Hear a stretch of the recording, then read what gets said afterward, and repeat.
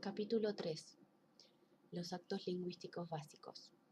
Antecedentes. Tal como lo hemos señalado previamente, según nuestra concepción tradicional, el lenguaje describe la realidad. Cuando digo, por ejemplo, el martes hizo sol, o esta es una mesa de madera, o mi computador tiene un disco duro de 40 megabytes, estas frases se entienden normalmente como descripciones de las propiedades de diferentes objetos. El martes pasado, esta mesa, mi computador. Cuando digo lo siento o muchísimas gracias, estas frases se entienden como descripciones de sentimientos. Nuestro sentido común da por sentado que el lenguaje describe el estado de las cosas. Esta concepción supone que la realidad ya está ahí mucho antes que el lenguaje, y lo que hace el lenguaje es simplemente describirla, hablar de ella. Se supone que el papel del lenguaje es pasivo. El lenguaje siempre llega tarde, cuando la realidad ya se ha establecido, ya ha ocupado su propio lugar. Por lo tanto, primero viene la realidad, después el lenguaje. El papel del lenguaje pareciera ser el de dar cuenta de lo existente. Esta es una interpretación muy antigua del lenguaje, cuyo origen se remonta a los antiguos griegos. Es tan vieja que normalmente olvidamos que se trata de una interpretación. Aún más, llegamos incluso a pensar que esta interpretación es, en verdad, una descripción de lo que es el lenguaje, y por lo tanto, una fiel representación de su propia realidad. Esta interpretación, tan largamente sostenida, ha sido seriamente cuestionada desde la segunda mitad del presente siglo, con la aparición de una rama filosófica llamada filosofía del lenguaje, y muy particularmente a partir de las contribuciones tardías del filósofo austríaco Ludwig Wittgenstein. La filosofía del lenguaje pronto planteó que cuando hablamos no solamente describimos una realidad existente, también actuamos. El lenguaje sostuvo esa acción. Tomemos un ejemplo. Cuando decimos a alguien, te felicito, no estamos describiendo una felicitación, estamos realmente haciéndola. Estamos realmente ejecutando el acto de felicitar. El filósofo británico Austin fue el primero en destacar esta cualidad activa del lenguaje, o, empleando sus propias palabras, la naturaleza ejecutante del lenguaje. Se dio cuenta que aun cuando describimos, estamos haciendo una nueva descripción y, por lo tanto, estamos actuando. Otro avance importante lo produjo el filósofo norteamericano John Searle, quien propuso de una forma que nos recuerda las indagaciones de los antiguos sofistas griegos y muy particularmente de Gorgias, lo que llamó una taxonomía de los actos del habla. Según Searle, cuando hablamos, ejecutamos un número restringido y específico de acciones. Estas acciones las llamó actos del habla. Nosotros los llamamos actos lingüísticos, ya que estos pueden también ejecutarse en forma no verbal. Searle sostuvo que, sin importar el idioma que hablemos, sea este español, inglés o chino, siempre ejecutaremos el mismo número restringido y específico de actos lingüísticos. Quizá no sepamos de hablar chino, pero sabemos, según Searle, que cuando los chinos hablan, ejecutan el mismo tipo de acciones que hacen los mexicanos, los ingleses o los rusos. Todos los seres humanos, independientemente del idioma que hablamos, al hablar hacemos afirmaciones, hacemos declaraciones, hacemos peticiones, etc. Estas acciones lingüísticas son universales. Las encontraremos en todos los idiomas, sea cual sea el lenguaje específico que se hable. La proposición de Searle reviste la mayor importancia. Ahora podemos observar el lenguaje y distinguir las diferentes acciones que ejecutamos cuando nos comunicamos. Gracias a estas contribuciones y a otras que no es el caso de tratar aquí, una interpretación generativa y activa del lenguaje ha progresivamente sustituido nuestra vieja interpretación pasiva del lenguaje, que lo restringía a su carácter descriptivo. Los actos lingüísticos. La presentación de los diferentes actos lingüísticos que haremos a continuación simultáneamente se apoya a la vez que se aparta de la propuesta realizada por John Searle. Insistimos, por tanto, en advertir que el tratamiento que haremos en los actos lingüísticos no corresponde a aquel hecho por el filósofo norteamericano, sino que representa una elaboración efectuada a partir de su propuesta. Afirmaciones y declaraciones. Al observar el habla como acción, es más, como una acción que siempre establece un vínculo entre la palabra, por un lado, y el mundo por el otro, cabe preguntarse lo siguiente: cuando hablamos, ¿qué tiene primacía? ¿El mundo o la palabra? En otras palabras, ¿cuál de los dos, la palabra o el mundo, conduce a la acción? ¿Cuál podríamos decir que manda? Estas preguntas tienen el mérito que llevamos a establecer una importante distinción. A veces, al hablar, la palabra debe adecuarse al mundo, mientras que otras veces el mundo se adecua a la palabra. Cuando se trata del primer caso, podemos sostener que la palabra debe adecuarse al mundo, y por lo tanto, el mundo es el que conduce a la palabra. Hablaremos, en este caso, de afirmaciones. Cuando suceda lo contrario, cuando podemos señalar que la palabra modifica el mundo y que por lo tanto el mundo requiere adecuarse a lo dicho, hablaremos de declaraciones. Lo importante de esta distinción es que nos permite separar dos tipos de acciones diferentes que tienen lugar al hablar, dos actos lingüísticos distintos. Habiendo efectuado la distinción, examinaremos a continuación cada uno de sus términos por separado. Afirmaciones. Las afirmaciones corresponden al tipo de acto lingüístico que normalmente llamamos descripciones. En efecto, ellas parecen descripciones. Se tratan, sin embargo, de proposiciones acerca de nuestras observaciones. Creemos importante hacer esta aclaración. Tenemos el cuidado de no decir que las afirmaciones describen las cosas como son. Como hemos postulado, nunca sabemos cómo ellas son realmente, sabemos solamente cómo las observamos. Y dado que los seres humanos comparten por un lado una estructura biológica común y por el otro la tradición de distinciones de su comunidad, les parece compartir lo que observan. Cuando nuestra estructura biológica es diferente, como sucede por ejemplo con los daltónicos, no podemos hacer las mismas observaciones. Lo que es rojo para uno puede ser verde para otro. ¿Quién tiene la razón? ¿Quién está equivocado? ¿Quién está más cerca de la realidad? Estas son preguntas que no tienen respuesta. Solo podemos decir que estos individuos tienen estructuras biológicas diferentes. El rojo y el verde solo tienen sentido desde el punto de vista de la capacidad sensorial, como especie, para distinguir colores. Las distinciones entre el rojo y el verde no solo hablan de nuestra capacidad de reacción ante el medio externo, no nos hablan de la realidad externa misma. Los seres humanos observamos según distinciones que poseamos. Sin la distinción mesa no puedo observar una mesa. Puedo ver diferencias de un color, forma, textura, etc., pero no una mesa. Los esquimales pueden observar más distinciones de blanco que nosotros. La diferencia que tenemos con ellos no es biológica. Nuestras tradiciones de distinciones son diferentes.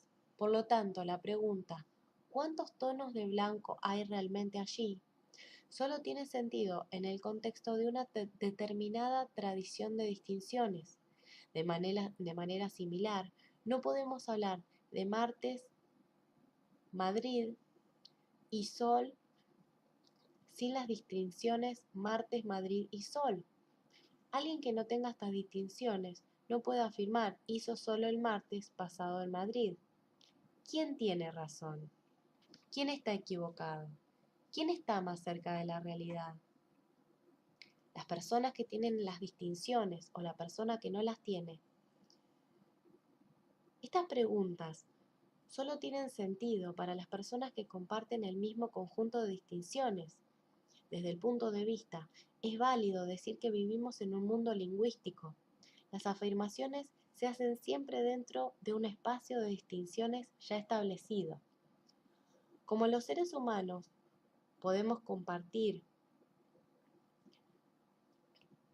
lo que observamos, suponemos que esta es la forma como son realmente las cosas. Pensemos que si lo que yo observo pareciera ser lo mismo que observa mi vecino, tendrá que ser que las cosas son como ambos las observamos.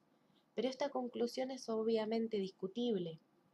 Aunque mi vecino y yo compartamos las mismas observaciones, no podemos decir que observamos las cosas como realmente son. Realmente podemos concluir que compartimos las mismas observaciones, que observamos lo mismo. Nada más. La única descripción que hacemos es la de nuestra observación, no la descripción de la realidad. Sin embargo, basándose en esta capacidad común de observación, los seres humanos pueden distinguir entre afirmaciones verdaderas o falsas. Esta es una de las distinciones más importantes que podemos deducir cuando tratamos con afirmaciones. Es necesario advertir, sin embargo, que la distinción entre lo verdadero y lo falso solo tiene sentido al interior de un determinado espacio de distinciones y, por lo tanto, solo bajo condiciones sociales e históricas determinadas. Ella no alude a la verdad, con mayúsculas, en cuanto a aprehensión del ser de las cosas. La distinción de lo verdadero y lo falso es una convención social que hace posible la coexistencia de la comunidad. Una afirmación verdadera es una proposición para la cual podemos proporcionar un testigo. Un testigo es un miembro cualquiera de nuestra comunidad, con quienes compartimos las mismas distinciones, que por estar en el mismo lugar en ese momento puede coincidir con nuestras observaciones. Al decir, hizo sol el martes pasado en Madrid, llamaremos verdadera a esta afirmación si podemos demostrar que alguien con quien tenemos distinciones comunes, habiendo estado allí el martes pasado, compartió lo que observamos. Las afirmaciones no solo pueden ser verdaderas, pueden ser también falsas. Una afirmación es falsa, es una proposición sujeta a confirmación, pero que cualquier testigo, cualquier persona que hubiera estado allí en esa ocasión podría refutar.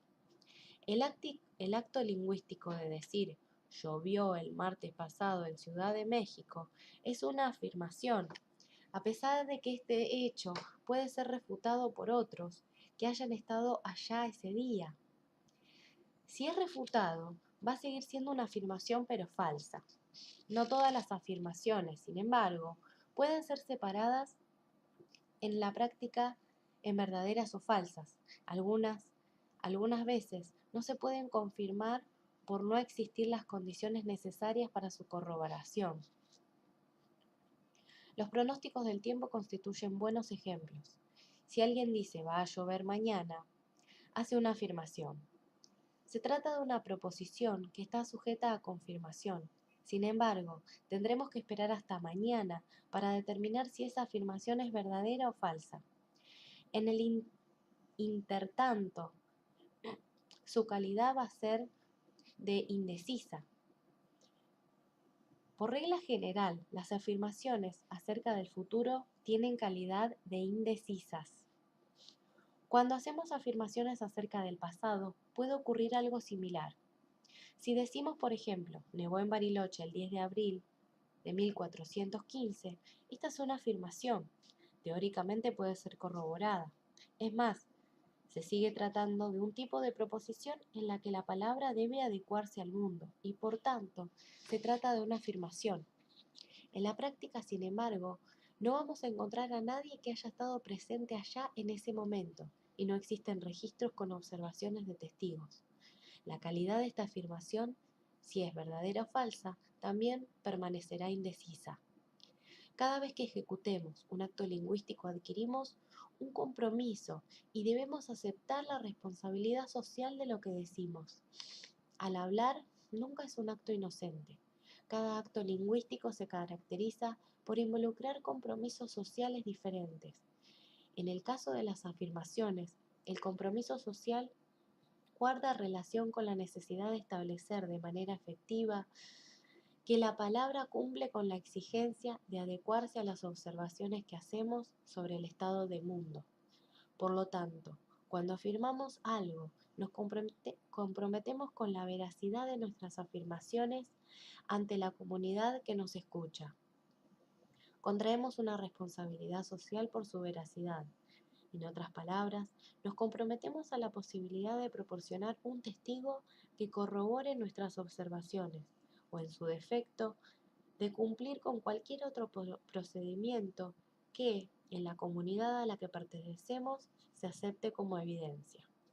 Cuando hacemos afirmaciones, hablamos del estado de nuestro mundo y, por lo tanto, estamos hablando de un mundo ya existente. Las afirmaciones que tienen que ver con lo que llamamos normalmente el mundo de los hechos. Declaraciones. Muy diferente a las afirmaciones, es aquel otro tipo de acto lingüístico llamado declaración. Cuando hacemos declaraciones, no hablamos acerca del mundo, generamos un nuevo mundo para nosotros. La palabra genera una realidad diferente. Después de haberse dicho lo que se dijo, el mundo ya no es el mismo de antes. Este fue transformado por el poder de la palabra. Tomemos un clásico ejemplo histórico. Cuando un grupo de personas se reunió en Filadelfia en julio de 1776 y asumiendo la representación de las 13 colonias inglesas en Norteamérica, dieron a conocer al mundo un texto que comenzaba diciendo: cuando el curso de los acontecimientos humanos llega a ser necesario para un pueblo el disolver los vínculos políticos que lo conectan con otro, ellos no estaban hablando sobre lo que sucedía en el mundo en esos momentos. Estaban creando un mundo nuevo, un mundo que no existía antes de realizarse la Declaración de Independencia de los Estados Unidos de Norteamérica. Las declaraciones no solo suceden en momentos muy especiales de la historia, las encontramos en todas partes a lo largo de nuestra vida. Cuando el juez dice inocente, cuando el árbitro dice fuera, cuando el oficial dice los declaro marido y mujer, cuando decimos en nuestra casa es hora de cenar, cuando alguien crea una nueva compañía, cuando un jefe contrata o despide a alguien, cuando el profesor dice aprobado, cuando una madre dice a su niño ahora puedes ver la televisión. En todas estas situaciones se están haciendo declaraciones y en todos estos casos el mundo es diferente después de la declaración. La acción de hacer una declaración genera una nueva realidad. En cada uno de estos casos, la palabra transforma el mundo. Una vez que una declaración fue hecha, las cosas dejan de ser como eran antes. En cada una de esas instancias, el mundo se rearticula en función del poder de la palabra. Cada una de ellas es un ejemplo de la capacidad generativa del lenguaje. Se trata de situaciones concretas, en las que podemos reconocer las limitaciones de nuestra concepción tradicional, que concibe al lenguaje como un instrumento fundamentalmente pasivo. Las declaraciones nos acercan a lo que comúnmente asociamos con el poder de los dioses. Son la expresión más clara de poder de la palabra, de que ello que se dice se transforma en realidad, que la realidad se transforma siguiendo la voluntad de quien habla. No es extraño, por lo tanto, constatar cómo nuestra tradición judeo-cristiana se sostiene que en el inicio solo existía la palabra y que fue precisamente la palabra, como nos lo relata Génesis, la que crea el mundo a través de las sucesivas declaraciones. Hágase la luz, declaró Dios. y la luz se hizo. Las declaraciones no están relacionadas con nuestras capacidades compartidas de observación, como acontecería con las afirmaciones. Están relacionadas con el poder. Solo generamos un mundo diferente a través de nuestras declaraciones, si tenemos la capacidad de hacerlas cumplir. Esta capacidad puede provenir de la fuerza o habernos sido otorgada como autoridad.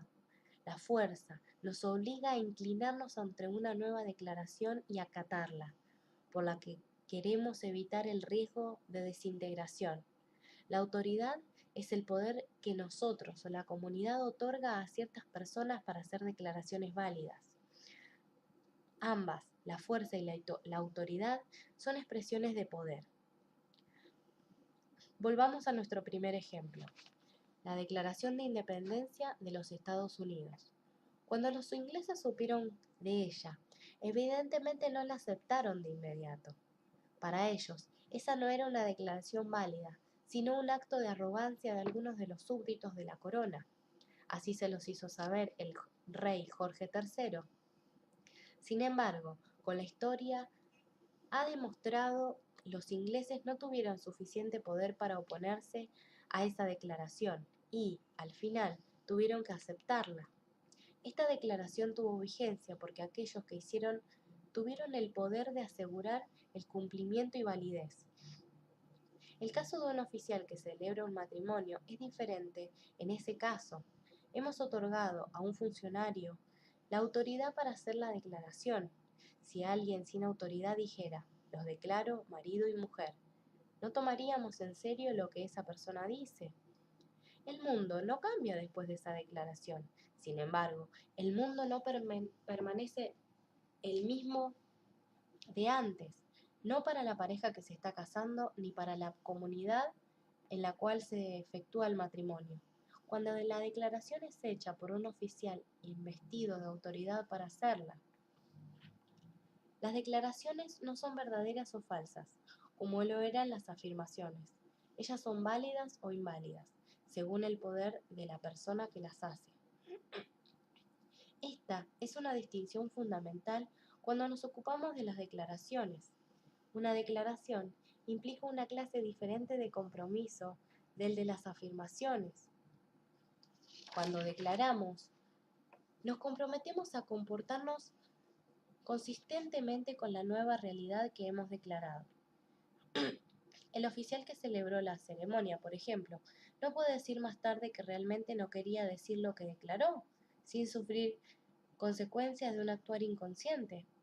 Cuando hacemos una declaración, también nos comprometemos por la validez de nuestra declaración. Esto significa sostener la autoridad para hacer tal declaración, que ella fuere hecha de acuerdo a normas socialmente aceptadas. La autoridad está generalmente limitada a normas sociales específicas. La persona a quien se le otorgó la autoridad para hacer una determinada declaración debe comúnmente cumplir con ciertos requisitos para poder hacerla.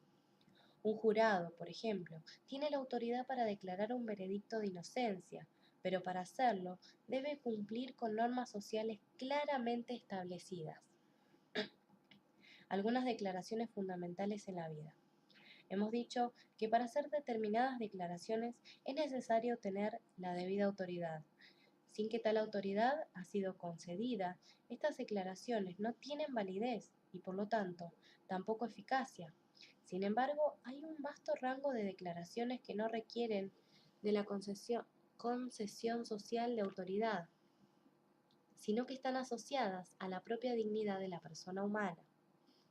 Así como el dignatario, por ocupar una posición de autoridad, tiene el poder para efectuar determinadas declaraciones que la sociedad reserva solo para algunos, de la misma forma, toda persona humana tiene el poder de efectuar determinadas declaraciones en el ámbito de la vida propia personal.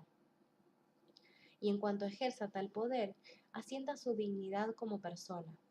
Una sociedad de hombres y mujeres libres es precisamente aquella sociedad que reconoce y sanciona socialmente los derechos que guardan relación con la dignidad de la persona humana.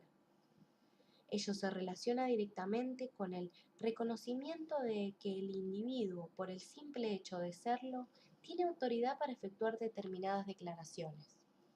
A continuación, vamos a referirnos a un conjunto de declaraciones que pertenecen a este ámbito de autoridad personal.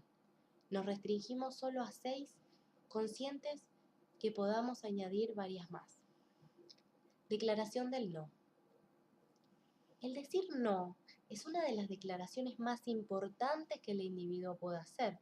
A través de ella, asienta su autonomía como su legitimidad como persona, y por lo tanto es una declaración en la que en mayor grado comprometemos nuestra dignidad, y en cuanto a individuos, podemos arrogarnos el derecho de no aceptar el estado de cosas que enfrentamos y las demandas que otros puedan hacernos. Este es un derecho inalienable que nadie puede arrebatarnos. En muchas ocasiones, sin embargo, el precio de decir que no es alto depende nuevamente de cada uno pagarlo o no. Pero aunque el precio sea alto, como individuos podemos seguir ejerciendo nuestro poder de decir no. Muchos de nuestros héroes, muchos de nuestros santos, son personas que admiramos porque estuvieron dispuestos a pagar con sus vidas el ejercicio de este derecho. Existen dos importantes instituciones sociales que descansan en el reconocimiento social del derecho de los individuos a decir no: la democracia y el mercado. Ambas descansan con el derecho del individuo a escoger, y todo derecho a escoger se sustenta en último término en el derecho a decir no. Obviamente, no se trata de las únicas instituciones sociales en que este derecho se manifiesta, ni se trata tampoco de sostener que no podamos reconocerles limitaciones. Pero analizar esto nos sacaría del tema que estamos tratando. Más allá de héroes y santos, de la democracia y el mercado, queremos destacar la importancia de la declaración no en la vida cotidiana de cada persona. Cada vez que consideremos que debemos decir no y no lo digamos, veremos nuestra dignidad comprometida. Cada vez que digamos no y ello sea pasado por alto, consideraremos que no fuimos respetados. Esta es una declaración que define el respeto que nos tenemos a nosotros mismos y que nos tendrán los demás. Es una declaración que juega un papel decisivo en el dar forma a nuestras relaciones de pareja, amistad, trabajo, a la relación con nuestros hijos, etc. De acuerdo a cómo ejercitemos el derecho a la declaración no, definimos una u otra forma de ser en la vida. Es más, definimos también una u otra forma de vida. La declaración no puede adquirir formas distintas. No siempre ella se manifiesta diciendo no. A veces, por ejemplo, la reconocemos cuando alguien dice basta, con lo cual declara la disposición de no aceptar lo que se ha aceptado hasta entonces. Ella se refiere, por lo tanto, a un proceso en el que hemos participado y al que resolvemos ponerle término. También reconocemos el no cuando alguien dice esto no es aceptable para mí, y al hacerlo se fija otro límite con respecto a lo que estamos dispuestos a permitirle.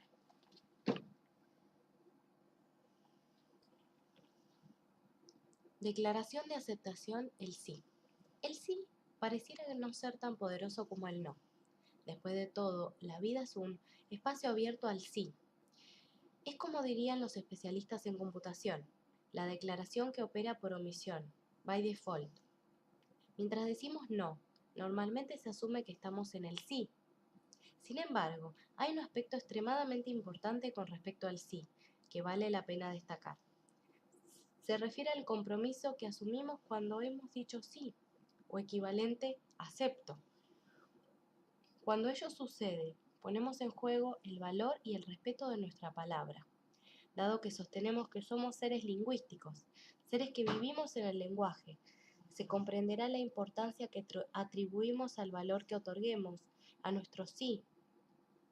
Pocas cosas afectan más seriamente la identidad de una persona que el decir sí y el no actuar coherentemente con tal declaración.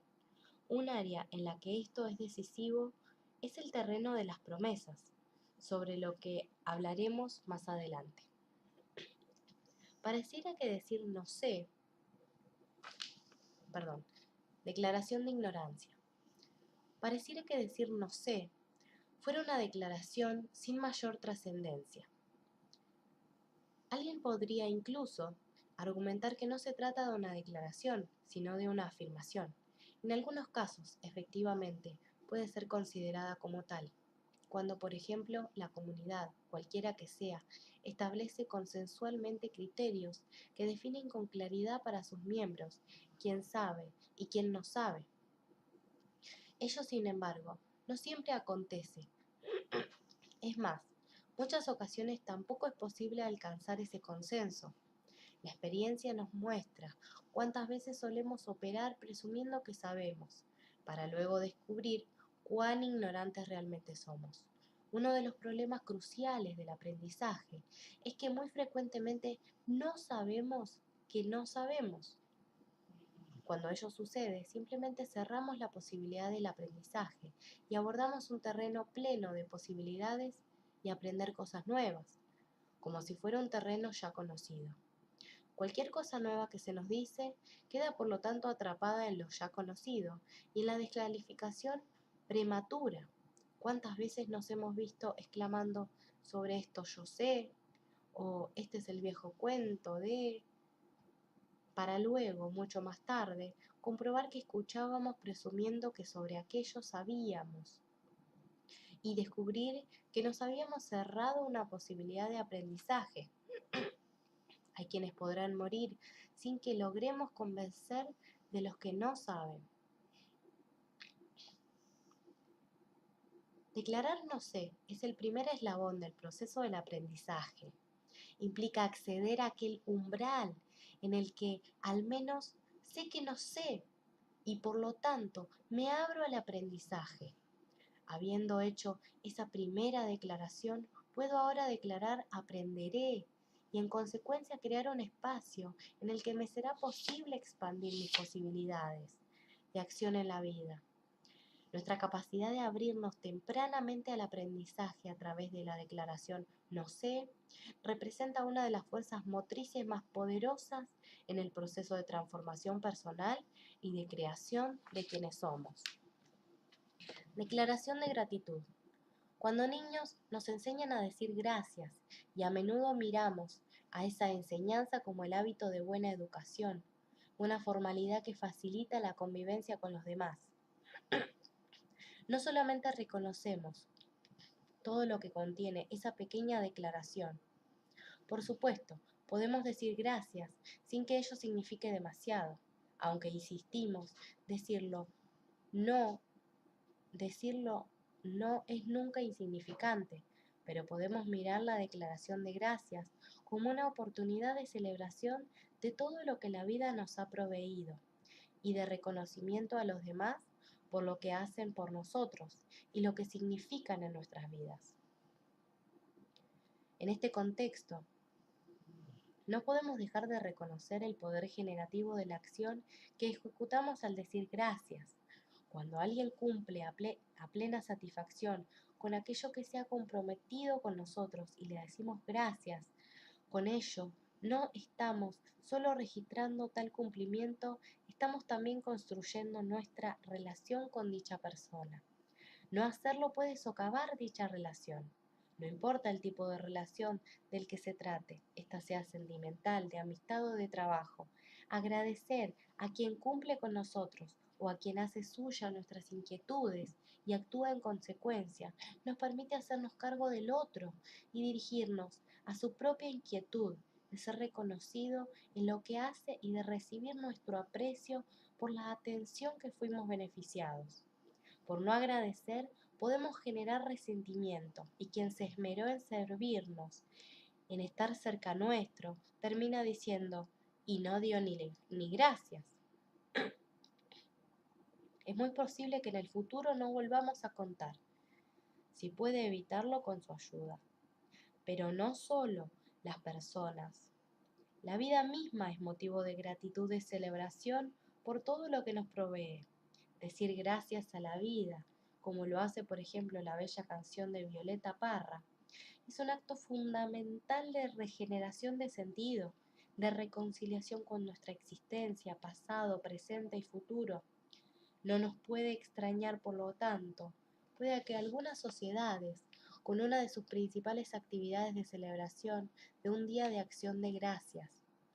Al declarar nuestra gratitud, no solo asumimos una postura frente a los otros y frente a la vida. Al hacerlo, participamos de la generación de nuestras relaciones con ellos y en la de la propia construcción de nuestra vida. Declaración de perdón. Bajo este acápite, incluimos 3 actos declarativos diferentes, todos ellos asociados al fenómeno del perdón. Así como destacábamos previamente la importancia de la declaración de gracias, debemos ahora examinar su reverso, cuando no cumplimos con aquello a que nos hemos comprometido, o cuando nuestras acciones sin que nos lo pusiéramos hacen daño a otros, nos cabe asumir responsabilidad por ello. La forma como normalmente lo hacemos es diciendo perdón. Esta es una declaración. En español, sin embargo, el acto declarativo del perdón solemos expresarlo frecuentemente en forma de petición. Decimos, te pido perdón o te pido disculpas. Con ello hacemos depender la declaración perdón que quien asume la responsabilidad por aquellas acciones que lesionaron a otro, del acto declarativo que hace el lesionado al decir te perdono. Ambos actos son extraordinariamente importantes y nos parece necesario no subsumir el primero en el segundo. Lo importante de mantenerlos separados es que permite reconocer la eficacia de pedir perdón, con independencia de la respuesta que se obtenga del otro. En otras palabras, lo que estamos señalando es que la responsabilidad que nos cabe sobre nuestras propias acciones no las podemos hacer depender de las acciones de otros. El perdón del otro no nos exime de nuestra responsabilidad. El haber dicho perdón, aunque el otro no nos perdonara, tiene de por sí una importancia mayor y el mundo que construimos es distinto, independientemente del decir del otro, según lo hayamos o no declarado.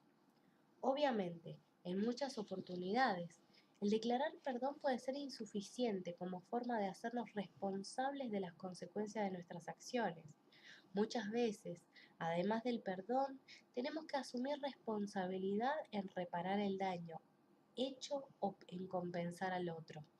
Pero ello no disminuye la importancia de la declaración del perdón. El segundo acto declarativo asociado con el perdón es como lo anticipáramos, te perdono, los perdono o simplemente perdono.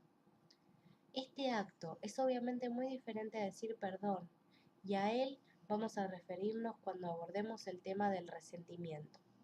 Sin embargo, permítasenos hacer algunos alcances al respecto. Cuando alguien no cumple con lo que nos prometiera o se comporta con nosotros de una manera que contraviene las que consideramos que son legítimas expectativas, muy posiblemente nos sentiremos afectados por lo acontecido. Más todavía sí, luego de lo sucedido, la persona responsable no se hace cargo de las consecuencias de su actuar o de su omisión.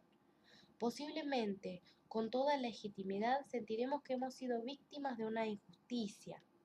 Al pensar así, justificaremos nuestro resentimiento con el otro, sobre todo en la medida en que nosotros nos hemos colocado del lado del bien, hemos puesto al otro del lado del mal. Por lo tanto, consideraremos que tenemos todo el derecho a estar resentidos. De lo que es posiblemente no nos percataremos, sin embargo, es que al caer en el resentimiento nos hemos puesto en una posición de dependencia con respecto a quien nos hacemos responsables, a quien hacemos responsables. Este puede perfectamente haberse desentendido de lo que hizo. Sin embargo, nuestro resentimiento nos va a seguir atando como esclavos a ese otro. Nuestro resentimiento va a carcomer nuestra paz, nuestro bienestar. Va probablemente a terminar tiñendo el conjunto de nuestra vida. El resentimiento nos hace esclavos de quien culpamos y por lo tanto socava no solo nuestra felicidad, sino también nuestra libertad como personas. Nietzsche ha sido el gran filósofo del tema del resentimiento.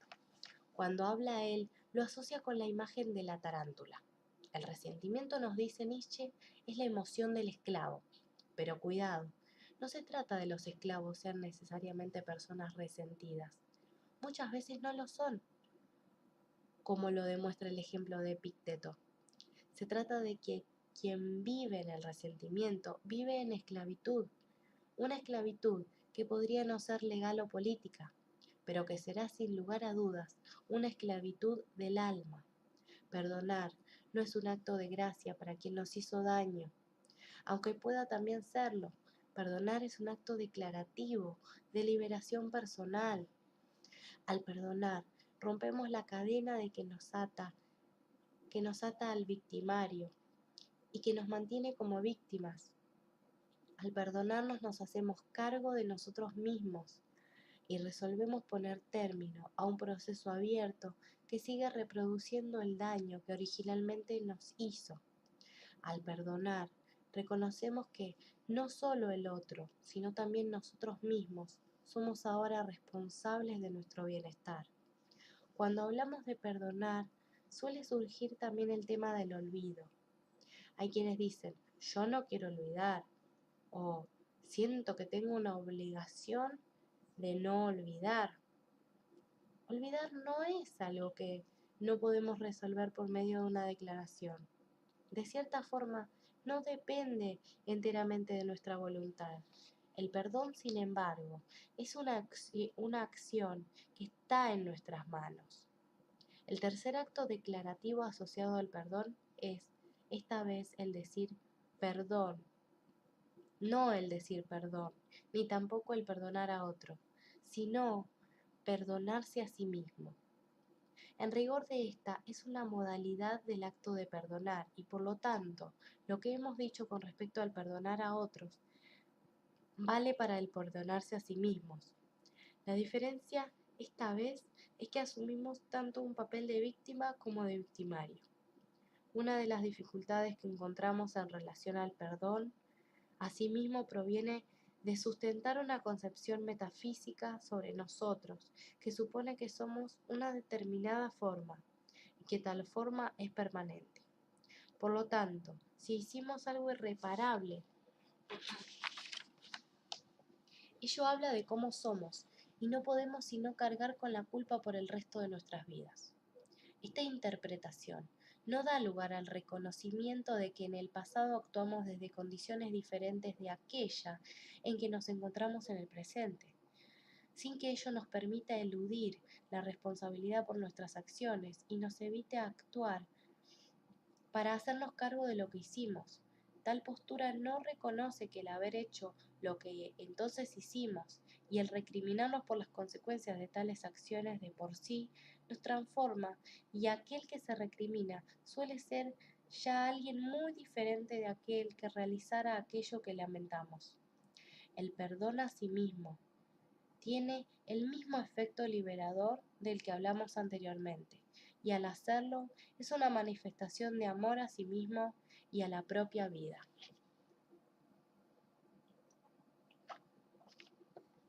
Declaración de amor.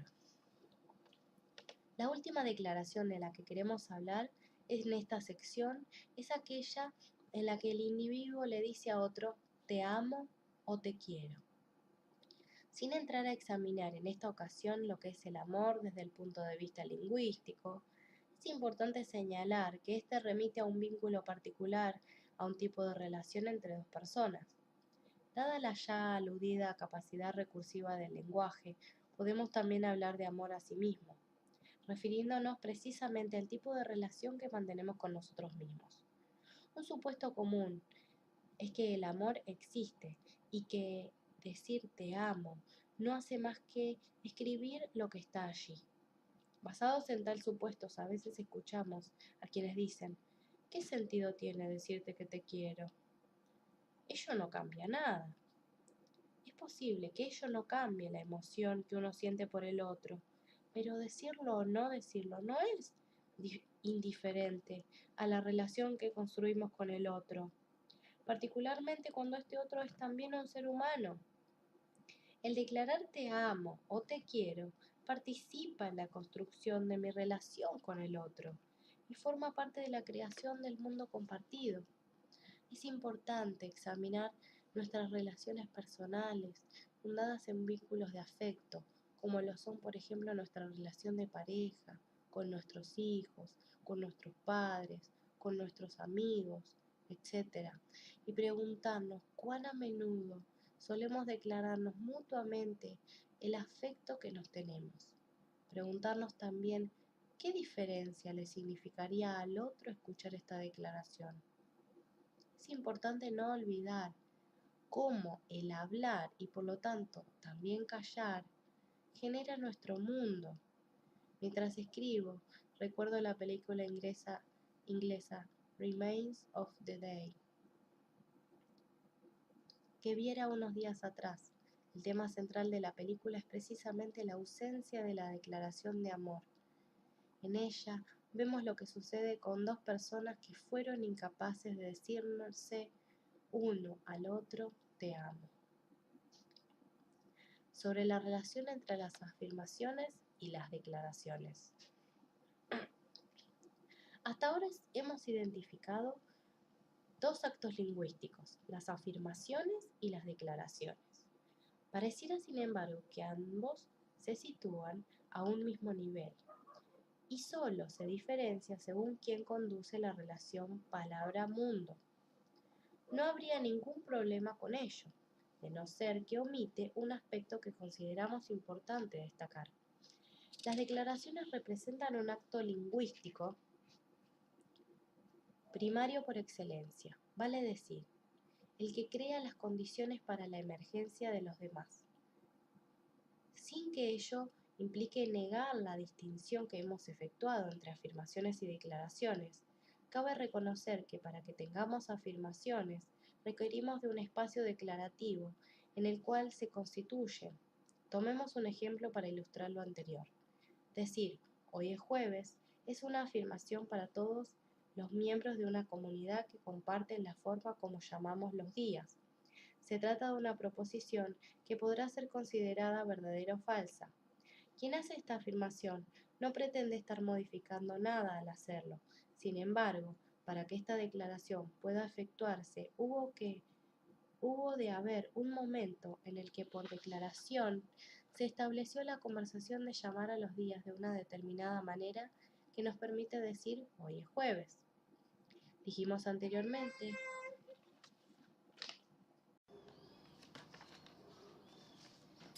que las afirmaciones dan cuenta de nuestras observaciones y que éstas operan al interior de un espacio de distinciones determinado. Lo que señalamos ahora es lo que todo espacio de distinciones, condición de las afirmaciones, es en rigor un espacio declarativo. El que las afirmaciones, como otros actos lingüísticos que examinaremos a continuación, resulten y por lo tanto sean fenómenos derivativos del poder de las declaraciones, no significa que en su operar concreto ellas no puedan ser reconocidos como actos lingüísticos diferentes, distintos de las mismas declaraciones que las posibilitan. Un error habitual que se suele cometer al comparar las afirmaciones con las declaraciones es el de suponer que, dado el poder de la transformación de estas últimas, las afirmaciones son poco importantes. Es más, que las afirmaciones no se relacionan con nuestra capacidad de intervenir y transformar el mundo. Ello es equivocado. Solo podemos intervenir en el mundo que somos capaces de reconocer y nuestra capacidad de observación es decisiva para un adecuado ejercicio de nuestra capacidad de intervención. Mis evaluaciones sobre lo que es posible en el mundo en términos de mi actuar descansan en las afirmaciones que yo pueda hacer sobre él. Veamos un ejemplo. Alguien me dice, la bolsa de valores acaba de experimentar una caída de 100 puntos. Esta es obviamente una afirmación, pero a partir del hecho de que conozco este hecho, hay acciones que puedo tomar, vender, comprar, etc., que no tendría como considerar de no haber tenido acceso a esa afirmación. Lo mismo, poniendo otro ejemplo extremo, si alguien me dice, la casa se está incendiando, posiblemente no se me va a ocurrir huir o procurar salvar algunas cosas de no haberse hecho esta afirmación. A la vez, muchas afirmaciones pueden no tener ninguna significación en términos de posibilidades de acción. Por lo tanto, no toda afirmación me es igualmente importante. Esto nos lleva a una segunda distinción con respecto a las afirmaciones. Anteriormente dijimos que ellas podían distinguirse entre verdaderas y falsas. Ahora podemos establecer que también podemos distinguir entre afirmaciones relevantes o irrelevantes, según la relación que ellas tengan con nuestras inquietudes. Saber el propósito del tiempo para mañana en Sudán resultará probablemente irrelevante si mañana estaré todo el día en Bogotá. No es lo mismo, sin embargo, si mañana tengo que viajar a Sudán y el objetivo de mi viaje depende grandemente del estado del tiempo. Una competencia importante en la vida es saber distinguir entre afirmaciones relevantes e irrelevantes y en generar las primeras. Las afirmaciones dan cuenta del mundo en el que vivimos y por lo tanto nuestra capacidad de hacer afirmaciones habla del tamaño y carácter de nuestro mundo. Una persona provinciana se caracteriza por una capacidad muy reducida de hacer afirmaciones y en consecuencia por un mundo muy reducido. El concepto de mundo en este sentido no es geográfico, es una distinción existencial y guarda relación entre las cosas con nuestra capacidad de hacer afirmaciones sobre el acontecer. Para poder desarrollar en mayor profundidad el tema de relevancia de nuestras afirmaciones, es preciso, sin embargo, introducir dos distinciones adicionales. Se trata de distinciones de inquietudes y de juicios. Distinción de inquietud. Llegados a este punto, nos parece oportuno introducir la distinción inquietud. Como se apreciará más adelante, ella ocupa un lugar central dentro de nuestra interpretación. Los seres humanos actuamos y uno de los dominios de nuestro actuar es el lenguaje. Una forma de entender lo que llamamos inquietud es haciendo la pregunta, ¿por qué actuamos? ¿O por qué no hablamos?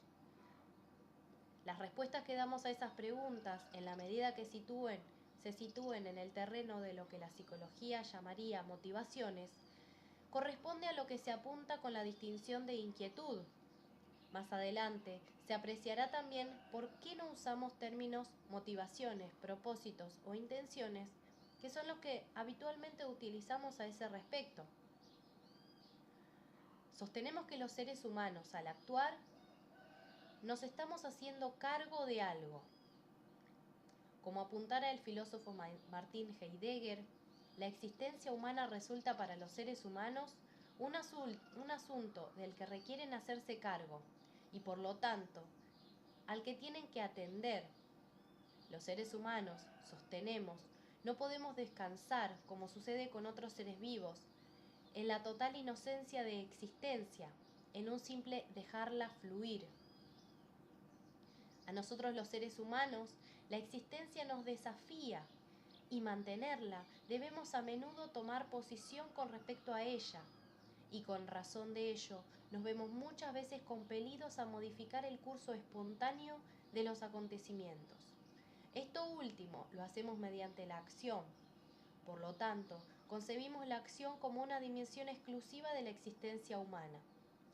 Solo en un sentido figurativo y radicalmente diferente, podemos hablar de acción en relación a otros seres vivos o los elementos y fuerzas de la naturaleza. Esta condición de desgarramiento existencial propia de los seres humanos es la interpretada por la tradición judeo-cristiana como expresión de una caída que surge del castigo de Dios frente al pecado original. Los seres humanos pagan el atrevimiento de haber querido participar en el proceso de creación, y ello está simbolizado en haber cedido la tentación de comer del árbol del bien y del mal, el árbol de los valores y, en último término, aquel que alimenta el sentido de la vida. Al haber comido del árbol del bien y del mal, los seres humanos pierden la inocencia como condición de su existencia. Este desgarramiento propio de la existencia humana se expresa, por lo tanto, a un nivel todavía más profundo que el de la acción cotidiana, aquella que nos lleva a preocuparnos de nuestra alimentación, abrigo y otras necesidades de este tipo. Como parte existencial de este hacernos cargo y atender nuestra existencia, está también el imperativo de conferirle sentido. Los seres humanos requerimos el sentido de la vida como condición de nuestra existencia. Esta pareciera ser la otra cara del poder que tenemos de participar en el proceso de nuestra propia creación. Cuando no somos capaces de conferirle sentido a la vida, dado que somos seres actuantes, tenemos la opción de terminar con ella. El suicidio, como señala Albert Camus, pareciera ser un fenómeno típicamente humano. Todo lo anterior es concebible por cuanto los seres humanos somos seres lingüísticos. No habría forma de darse cuenta de esta dimensión de hacernos cargo y atender nuestra existencia, ni del imperativo ontológico de conferirle sentido a la vida, si no fuésemos seres que vivimos en el lenguaje, y el lenguaje humano no tuviese la capacidad de su propia recursividad. Tampoco podríamos hablar de la acción humana de la manera como lo hacemos, sino en cuanto como seres lingüísticos. De cuando acabamos de decir, nos parece lo más significativo es lo siguiente. Los seres humanos actuamos como forma de atender a nuestra existencia. La distinción de inquietud surge, en consecuencia, respondiendo a esta necesidad de señalar de qué se hace cargo cada determinada acción, como dijéramos anteriormente, de la respuesta a la pregunta ¿por qué actuamos? La distinción de inquietud supone, por lo tanto, que existe un algo que nos lleva a actuar, a intervenir en el curso de los acontecimientos y no dejarlo fluir de manera espontánea. Ella expresa el supuesto de cierta insatisfacción, de un cierto desasosiego, de una determinada preocupación, todo lo cual llamamos inquietud, que nos incita a actuar o a ocuparnos en el hacer. Con la distinción inquietud, en consecuencia, se está postulando que las acciones no se justifican por sí mismas, sino en cuanto se hacen cargo de algo. El sentido de la acción humana obliga a trascender el propósito, el propio dominio de la acción y a buscar raíces existenciales más profundas. Quisiéramos hacer algunos alcances finales antes de cerrar esta sección. La respuesta a la pregunta ¿por qué actuamos? Por lo tanto, aquello que designemos como inquietud será siempre motivo de interpretación. En rigor, nunca sabremos por qué actuamos como lo hacemos, aunque sospechemos que ciertas interpretaciones nos pueden llevar a actuar de una forma o de otra. La distinción de inquietud no nos proporciona un punto de apoyo sólido desde el cual la acción adquiera sentido. Desde la interpretación que estamos proponiendo, tenemos que acostumbrarnos a que no encontraremos ningún punto de apoyo sólido. Cada vez que creamos encontrar uno, descubriremos que se nos disuelve. Ello significa que tampoco podemos conferirle prioridad a la inquietud con respecto a la acción. Este ha sido uno de los grandes errores del racionalismo, que supuso que la razón antecede a la acción, aunque tal razón muchas veces se nos escape. Desde nuestra perspectiva, decimos que si bien aceptamos que determinadas interpretaciones conducen a determinadas acciones, no es menos efectivo. Sostenemos que las acciones también generan las interpretaciones capaces de conferirle sentido. La relación entre acción e inquietud puede establecerse entre ambas direcciones. Vivimos en mundos interpretativos. La danza de las promesas sobre peticiones y ofertas.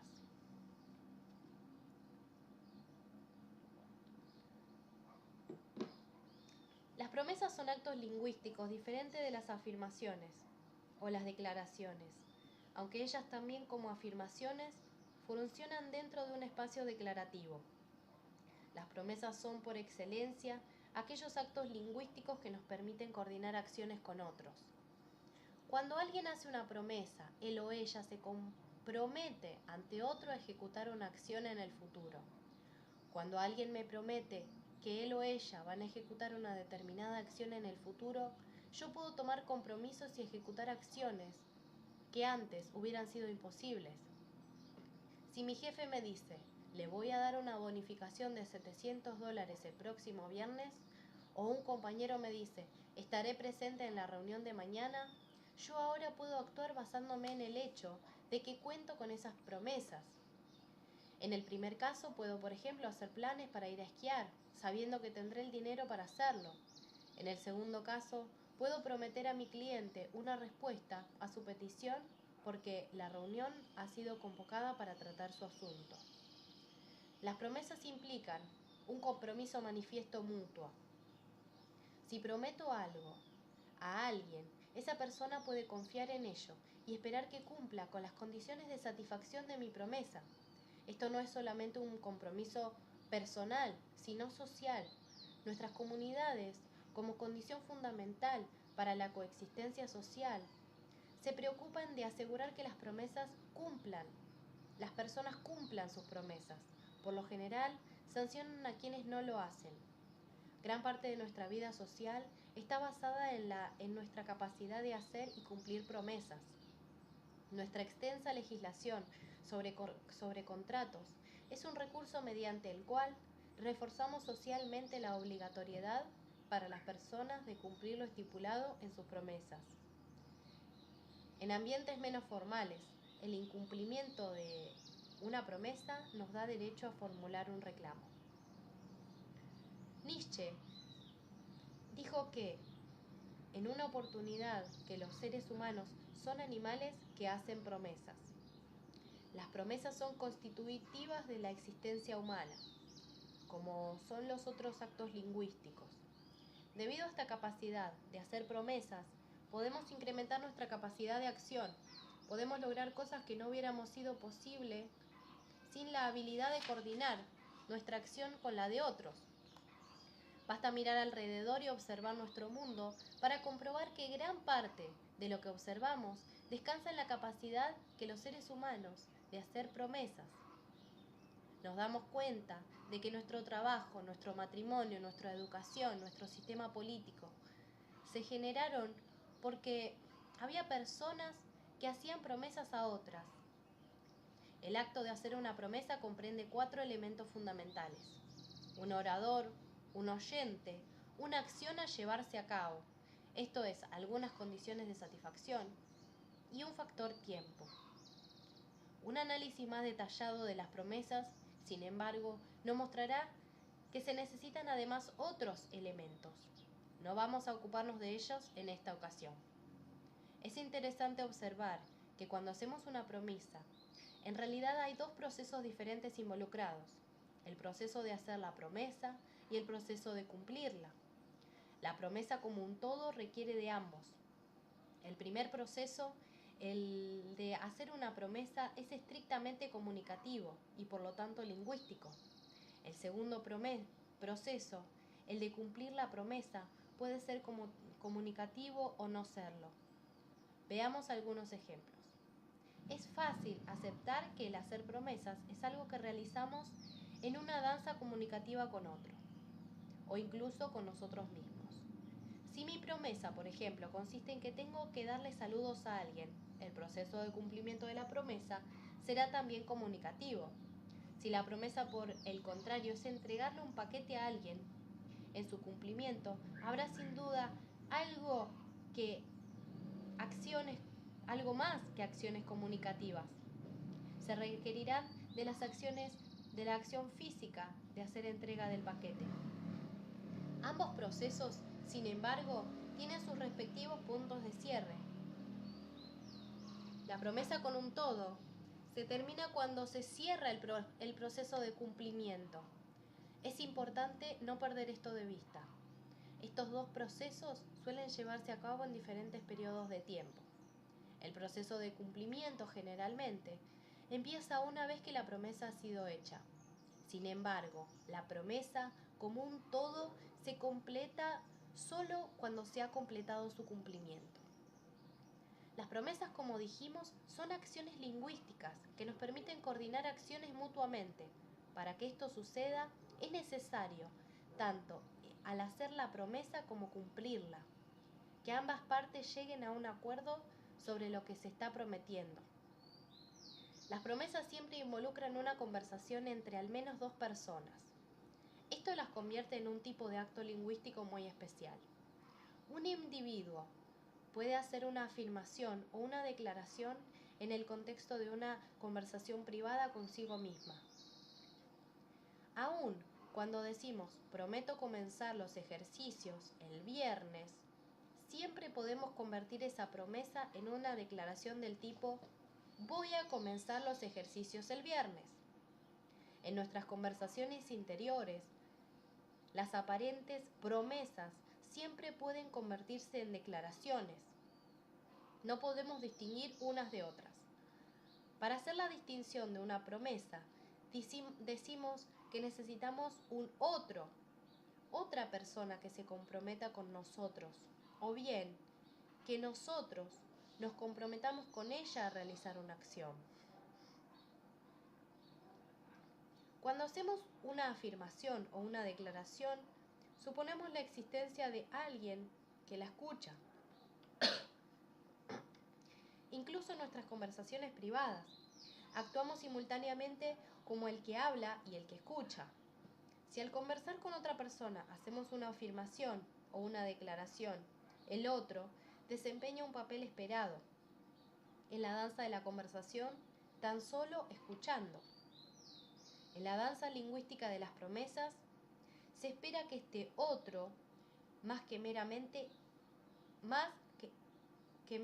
escuchar, se espera que ambos integrantes de la conversación, que su acción vaya más allá del solo hecho de escuchar.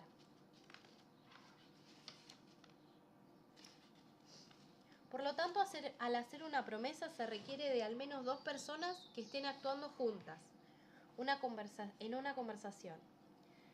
La promesa no es un solo acto lingüístico, involucra dos acciones lingüísticas, dos momentos lingüísticos diferentes. Estas dos acciones lingüísticas pueden ser, o bien, la acción de ofrecer una promesa y la de aceptarla, o, alternativamente, la acción de pedir una promesa y la de aceptarla. Estas son las dos maneras fundamentales de ejecutar la danza de las promesas.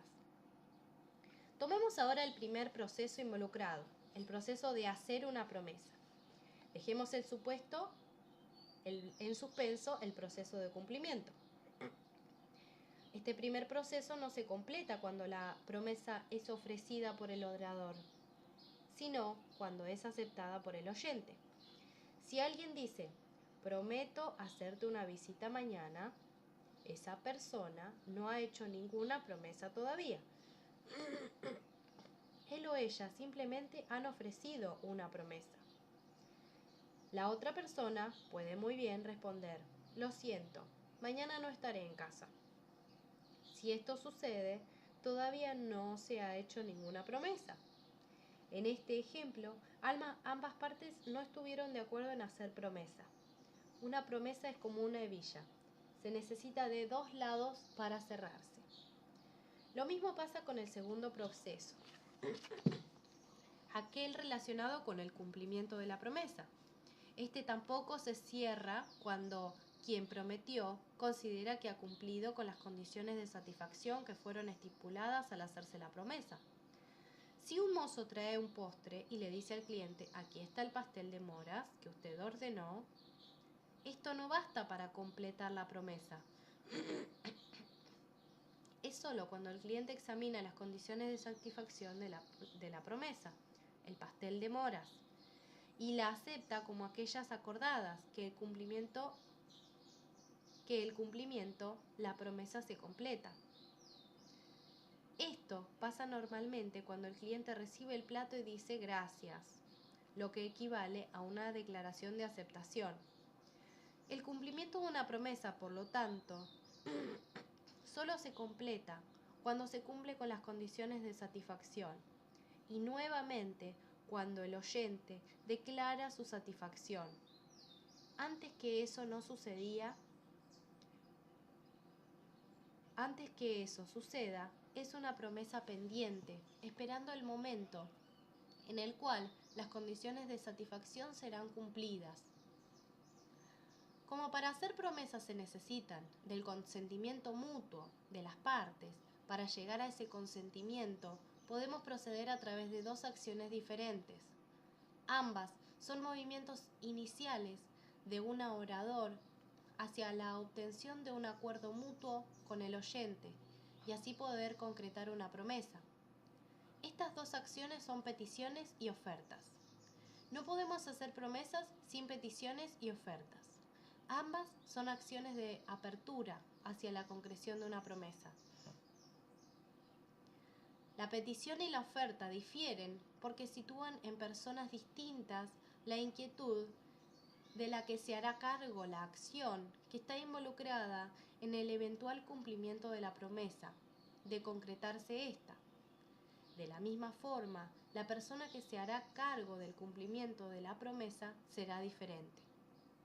Cuando el proceso de hacer una promesa se inicia con una petición, entendemos que la acción pedida, de ser aceptada, será ejecutada por el oyente para satisfacer una inquietud del orador. Sin embargo, cuando este mismo proceso se inicia con una oferta, entendemos que la acción ofrecida, de ser esta aceptada, compromete al orador y que ella se hace cargo de una eventual inquietud del oyente. Recalcando, podremos decir, por lo tanto, que la acción de hacer una promesa implica dos movimientos lingüísticos, una petición u oferta más una declaración de aceptación, comúnmente hecha por otra persona. Las peticiones, como hemos señalado, son movimientos lingüísticos para obtener una promesa del oyente. Una petición puede ser rehusada, y si esto sucede, no se ha hecho una promesa. Una petición supone una aceptación anticipada de la promesa requerida. La declaración de aceptación a una petición completa la acción de hacer la promesa. Si alguien dice, ¿puedes darme una menta? Y el oyente responde, sí, por supuesto, toma una. No esperamos que la primera persona diga, no, gracias. Si las condiciones de satisfacción del que pide son claras y si el aceptante accede a otorgarlas, la declaración de aceptación de la promesa queda implícitamente acordada como una condición de consistencia comprendida en la petición. Este es uno de los compromisos que traemos cuando formulamos una petición. Las preguntas son un tipo de petición. En ellas, las condiciones de satisfacción son otro acto lingüístico que se hace cargo de una inquietud de la persona que formula la pregunta. Si yo pregunto a alguien, ¿Hace calor afuera? Esa pregunta responde sí. La respuesta incluye tanto la aceptación de la petición como la satisfacción inmediata de las condiciones de satisfacción requeridas. Las ofertas son promesas condicionales que dependen de una declaración de aceptación del oyente. Cuando hacemos una oferta, no hemos prometido nada, al igual que con las peticiones. Las ofertas también pueden ser rehusadas, y si esto sucede, no se ha concretado una promesa. Sin embargo, si son aceptadas, la promesa requiere cumplirse. La aceptación del compromiso de ejecutar la acción ofrecida se da por hecha como parte de la consistencia de la oferta. Si decimos, ¿te puedo ofrecer un trago? Y la otra parte dice, de acuerdo, gracias. No podemos decir sin ser inconscientes, no te lo daré. Si esto sucede, el oyente puede legítimamente hacer un reclamo. Como las peticiones y las ofertas son básicamente movimientos de apertura para obtener promesas, comprenden los mismos elementos básicos que hemos identificado en estas.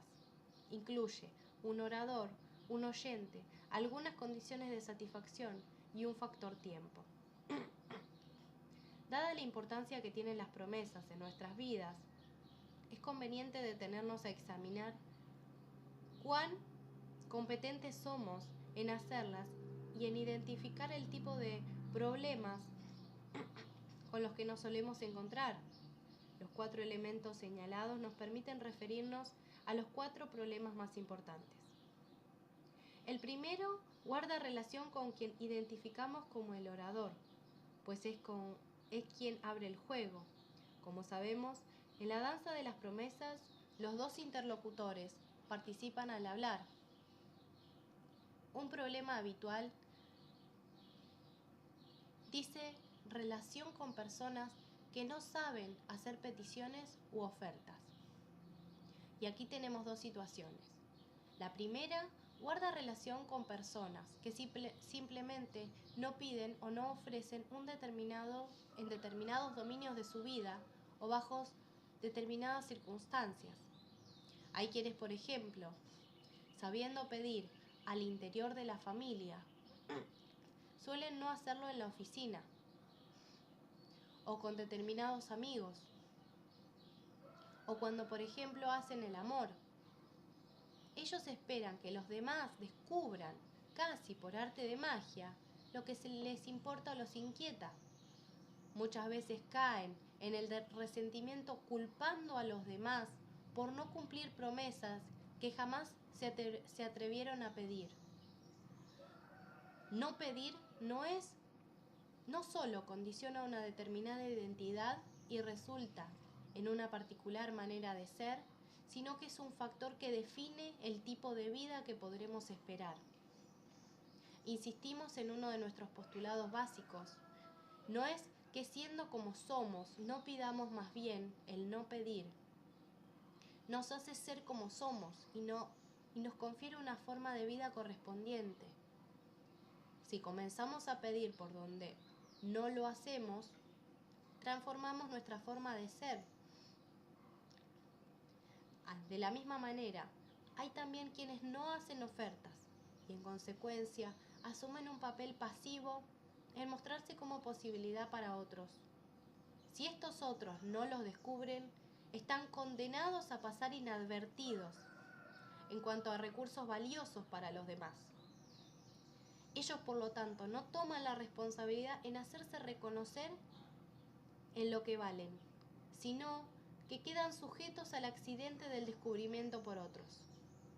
Nuevamente, ellos tienen profundas repercusiones en la identidad y formas de vida a las que pueden acceder. Hay también quienes creen hacer peticiones u ofertas y no suelen ser escuchadas como tales. Algunos piensan, por ejemplo, que decir que algo no les gusta es equivalente a pedir que eso se modifique. Obviamente no es lo mismo y muchas veces las cosas seguirán como estaban, simplemente porque no se hizo una petición concreta y clara.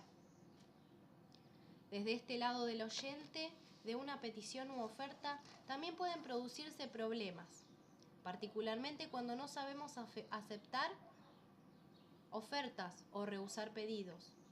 ¿Cuántas veces, por ejemplo, decimos sí a un pedido que consideramos que no deberíamos haber aceptado?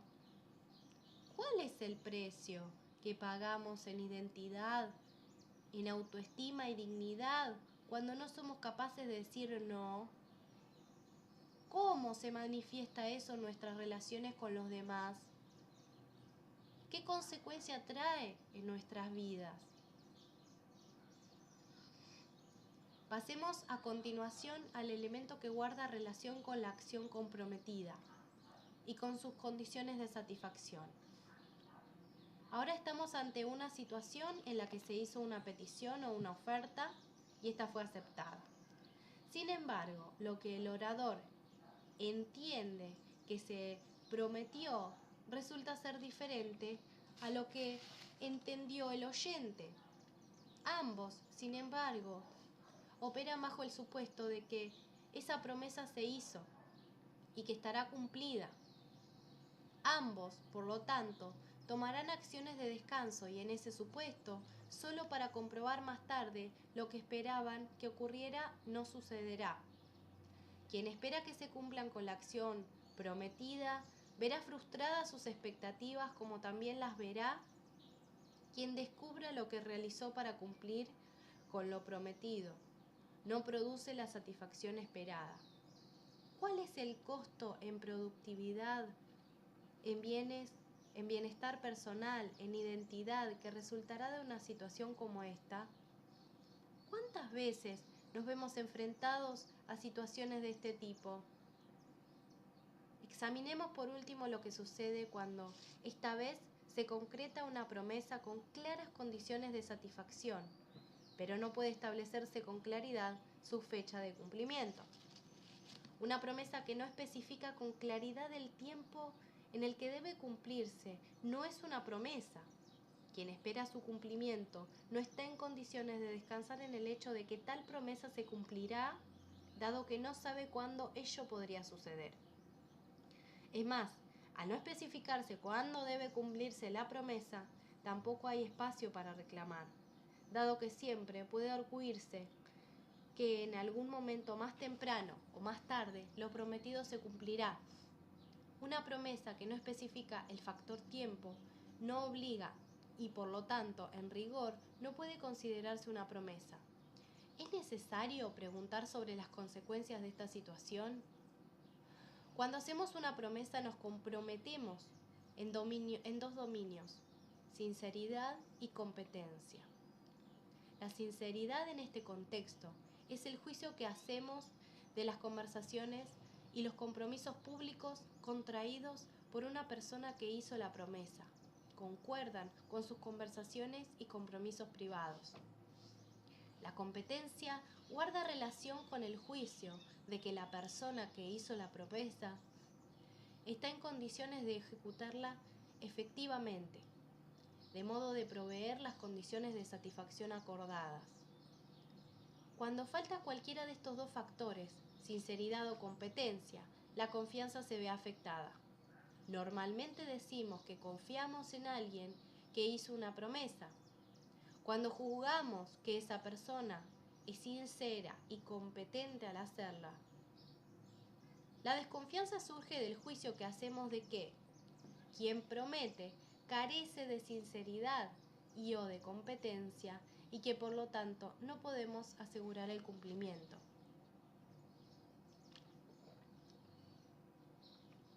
Estos compromisos involucrados en las promesas hacen que ellas tengan sumo poder en la vida social y sean uno de los pilares de nuestra capacidad de coordinar acciones.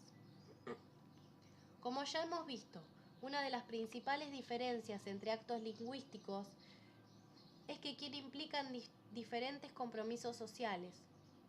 Estos son presupuestos que hacemos al escuchar lo que decimos y por los cuales los oradores nos hacemos responsables. Como dijimos anteriormente, cuando hablamos no somos inocentes, siempre somos responsables de los compromisos sociales implícitos en nuestros actos lingüísticos. Actos lingüísticos fundamentales. Afirmación. 1. Afirmación. 2. Declaración. 3. Promesa. 4. Oferta más declaración de aceptación. 5. Petición más declaración de aceptación.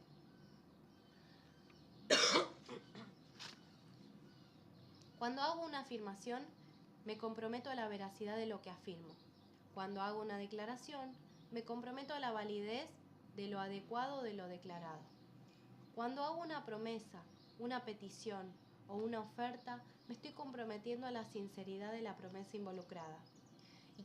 Y cuando me comprometo a cumplir una promesa, me estoy comprometiendo también a tener la competencia para cumplir con las condiciones de satisfacción estipuladas. Esto no significa que podamos romper nuestros compromisos. Por supuesto, podemos hacerlo y lo hacemos. Sin embargo, esto va a afectar nuestra comunicación con los demás y debemos esperar grados variables de sanciones por no cumplir con ellos. El papel generativo del lenguaje. Deberíamos ser capaces de observar cuán lejos estamos de nuestra comprensión tradicional del lenguaje. La concepción del lenguaje como descriptivo y pasivo ha sido sustituida por una interpretación diferente, la que al lenguaje como acción y, en tanto tal, como una fuerza poderosa que genera nuestro mundo humano. Tal como lo señalábamos previamente, en nuestra concepción tradicional, la realidad venía primero y luego el lenguaje. En la nueva concepción, el lenguaje genera realidad. Cualquier realidad que exista más allá del lenguaje, no puede hablar de ella. El lenguaje solo puede apuntar en su dirección, hablar de ella sin tocarla o, como nos recomendara Wittgenstein, cruzarla en silencio. Sustituimos la angustia, la antigua interpretación descriptiva del lenguaje, por lo que llamamos la interpretación generativa. Debido a que el lenguaje no es pasivo, debido a que el lenguaje es acción, genera permanentemente nuevas realidades. Nosotros, los seres humanos, vivimos en mundos lingüísticos y nuestra realidad es una realidad lingüística. Creamos el mundo con nuestras distinciones lingüísticas, con nuestras interpretaciones y relatos y con la capacidad que nos proporciona el lenguaje para coordinar acciones con otros.